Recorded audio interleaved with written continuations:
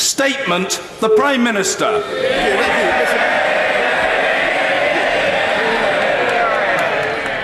Mr. Speaker, with permission, I shall make a statement on the mission of this new Conservative government. But before I begin, I'm sure the whole House will join me in paying tribute to my right honourable friend, the member for Maidenhead, for all she has given to the service of our nation. From fighting modern slavery to tackling the problems of mental ill health, she has a great legacy on which we shall all be proud to build. And our mission is to deliver Brexit on the 31st of October for the purpose of uniting and re-energising our great United Kingdom and making this country the greatest place on earth. And when I say the greatest place on earth, I'm conscious that some may accuse me of hyperbole. But it is useful to imagine the trajectory on which we could now be embarked. By 2050, it is more than possible that the United Kingdom will be the greatest and most prosperous economy in Europe, at the centre of a new network of trade deals, which we have pioneered with the road and rail investments we are making and propose to make now, the investment in broadband and 5G. Our country will boast the most formidable transport and technological connectivity on the planet by unleashing the productive power of the whole United Kingdom, not just of London and the South East, but of every corner of England, Scotland, Wales and Northern Ireland. We will have closed forever the productivity gap and seen to it that no town is left behind ever again, no community ever forgotten. Our children and grandchildren will be living longer, happier and healthier lives. And our kingdom in 2050, thanks, by the way, to the initiative of the previous Prime Minister, will no longer make any contribution whatsoever to the destruction of our precious planet brought about by carbon emissions, because we will have led the world in delivering that net zero target. We will be the home of electric vehicles, cars, even planes, powered by British-made battery technology, being developed right here, right now. We will have the free ports to revitalise our coastal communities, a bioscience sector liberated from anti-genetic modification rules, blight-resistant crops that will feed the world, and the satellite and Earth observation systems that are the envy of the world. We will be the seedbed for the most exciting and most dynamic business investments on the planet. Our constitutional... Order, I apologise for interrupting the Prime Minister. There's far too much noise in this chamber. And far too many members who think it's all right for them to shout out their opinion at the Prime Minister. Well, let's be clear, it isn't. The statement will be heard and there will be ample opportunity, in conformity with convention and as established by me over the last decade, for colleagues to question the Prime Minister. But the statement will be heard, and it will be heard with courtesy. The Prime Minister. Mr. Speaker, may I applaud your intervention, and I think there's also far too much negativity about the potential of our great country. I think you will agree, Mr. Speaker, because our constitutional settlement, our United Kingdom, will be firm and will be secure. Our union of nations beyond question.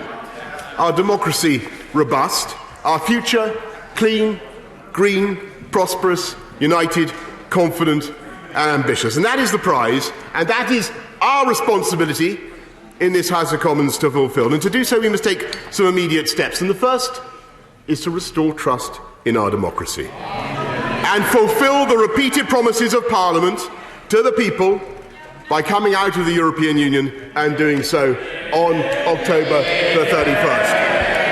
I and all ministers are committed to leaving on this date, whatever the circumstances, and to do otherwise would cause a catastrophic loss of confidence in our political system. It would leave the British people wondering whether their politicians could ever be trusted again to follow a clear democratic instruction. I would prefer us to leave the EU with a deal. I would much prefer it. I believe that it is possible even at this late stage, and I will work flat out to make it happen. But certain things need to be clear. The withdrawal agreement negotiated by my predecessor has been 3 times rejected by this House. Its terms are unacceptable to this Parliament and to this country. No country that values its independence and indeed its self-respect could agree to a treaty which signed away our economic independence and self-government as this backstop does. A time limit is not enough.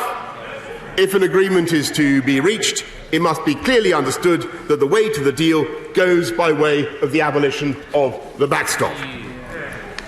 For our part, we are ready to negotiate in good faith an alternative, with provisions to ensure that the Irish border issues are dealt with where they should always have been in the negotiations on the future agreement between the UK and the EU. I do not accept the argument that says these issues can only be solved by all or part of the UK remaining in the customs union or in the single market. The evidence is that other arrangements are perfectly possible and are also perfectly compatible with the Belfast or Good Friday Agreement, to which we are, of course, steadfastly committed. My team and my right honourable friend, the Secretary of State for Exiting the European Union, are ready to meet and talk on this basis to the Commission or other EU colleagues whenever, wherever they are ready to do so. And for our part, we will throw ourselves into these negotiations with the greatest energy and determination and in a spirit of friendship. And I hope that the EU will be equally ready and that they will rethink their current refusal to make any changes to the withdrawal agreement. If they do not, we will of course have to leave the UK without an agreement under Article 50. The UK is better prepared for that situation than many believe. But we are not as ready yet as we should be. In the 98 days that remain to us, we must turbocharge our preparations to make sure that there is as little disruption as possible to our national life. And I believe that that is possible with the kind of national effort that the British people have made before and will make again. And in these circumstances, we would, of course, have available the £39 billion in the withdrawal agreement to help deal with any consequences. I have today instructed the Chancellor of the Duchy of Lancaster to make these preparations his top priority. I have asked the Cabinet Secretary to mobilise the civil service to deliver this outcome should it become necessary. And the Chancellor has confirmed that all necessary funding will be made available. I will also ensure £4.2 billion has already been allocated. I will also ensure that preparing for leaving the EU without an agreement under Article 50 is not just about seeking to mitigate the challenges, but also about grasping the opportunities. This is not just about technical preparations, vital though they are. It is about having a clear economic strategy for the UK in all scenarios, something in which the Conservative Party has always led the way. And it's about producing policies which will boost the competitiveness and the productivity of our economy when we are free of EU regulations. Indeed, Mr. Speaker, we will begin right away on working to change the tax rules to provide extra incentives to invest in capital and research. We will now be accelerating the talks on those free trade deals, and we will prepare an economic package to boost British business and lengthen this country's lead, which seems so bitterly resented by the benches opposite. Lengthen this country's lead as the #1 destination in this continent for overseas investment, a status that is made possible at least partly by the diversity, the talent and the skills of our workforce. And Mr. Speaker, I also want therefore to repeat unequivocally our guarantee to the 3.2 million EU nationals now living and working among us. I thank them for their contribution to our society and for their patience. And I can assure them that under this government they will have the absolute certainty of the right to live and remain. Mr. Speaker, I want to end by making clear my absolute commitment to the 31st October date for our exit. Our national participation in the European Union is coming to an end, and that reality needs to be recognised by all parties. And indeed, Mr. Speaker, today there are very many brilliant officials, UK officials, trapped in meeting after meeting in Brussels and Luxembourg when they could be better deployed. They're deploying their talents in preparing to pioneer new free trade deals or promoting a truly global Britain. And I want to start unshackling our officials to undertake this new mission right away. So, we will not nominate a UK commissioner for the new commission taking office on the 1st of December. Under no circumstances, though clearly this is not intended to stop the EU appointing a new commission. Mr. Speaker, today is the first day of a new approach, which will end with our exit from the EU on the 31st of October. Then I hope we can have a friendly and constructive relationship as constitutional equals, as friends and partners in facing the challenges that lie ahead. I believe that is possible, and this government will work to make it so. But, Mr. Speaker, we are not going to wait until the 31st of October to begin building the broader and bolder future that I have described. We're going to start right away, providing vital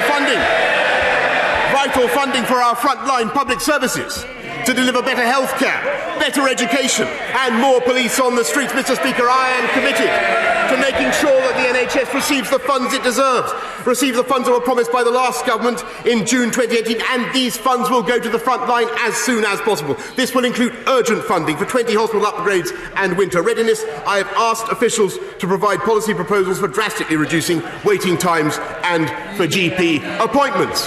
To address the rising tide of violence rise of violent crime in our country, I have announced that there will be 20,000 extra police, keeping us safe over the next 3 years. And I have asked my right honourable friend, the Home Secretary, to ensure that this is treated as an absolute priority. We will give greater powers resisted, by the way, by the party opposite, to the police to use stop and search to help tackle violent crime.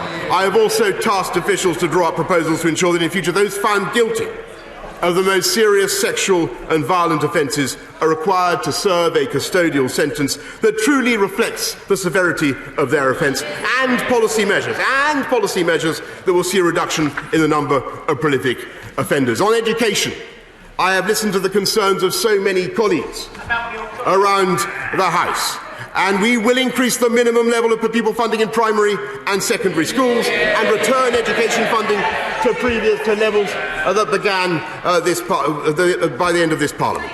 We are committed to levelling up across every nation and region of the UK, providing support to towns and cities and closing the opportunity gap in our society. We will announce investment in vital infrastructure, full fibre rollout, transport and housing that can improve the quality of people's life, fuel economic growth and provide opportunity. Finally, we will also ensure that we will continue to attract the best and brightest talent from around the world. No one believes more strongly than me in the benefits of migration to our country. But I am clear that our immigration system must change. For years, politicians have promised the public an Australian-style points-based system, and today I will actually deliver on those promises. I will ask the Migration Advisory Committee to conduct a review of that system as the first step in a radical rewriting of our immigration system. And I am convinced that we can produce a system that the British public can have confidence in. Mr. Speaker, over the past few years, too many people in this country feel that they have been told repeatedly and relentlessly what we cannot do. Since I was a child, I remember respectable authorities asserting that our time as a nation has passed, that we should be content with mediocrity and managed decline. And time and again, these are the skeptics and doubters, my friends. They are. Time and again, by their powers to innovate and to adapt, the British people have showed the doubters wrong. And, Mr. Speaker, I believe that at this pivotal moment in our national story, we are going to prove the doubters wrong again, not just with positive thinking and a can-do attitude, important though they are, but with the help and encouragement of a government and a cabinet that is bursting with ideas, ready to create change, determined to implement the policies that we need to succeed as a nation.